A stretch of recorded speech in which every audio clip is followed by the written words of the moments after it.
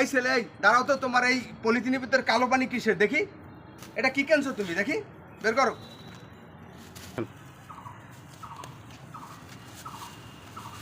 আরে কপাল, ইসরায়েলের পণ্য এই কোকা কোলা কেন কিনছো সামরা? আরে সামরা, ভুল করছো কেন?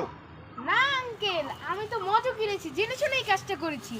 আমি খাবো, ফিলিস্তিনকে সাহায্যও করব।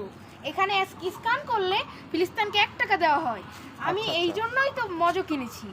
আর আজকে কত শিশুদের ফিলিস্তিনে মারা হচ্ছে, ইসরায়েলরা মারছে, তাই ইসরায়েলদের সব পণ্য আমরা বয়কট করব। আচ্ছা আঙ্কেল। ইনশাআল্লাহ, তোমাকে ধন্যবাদ বাবা।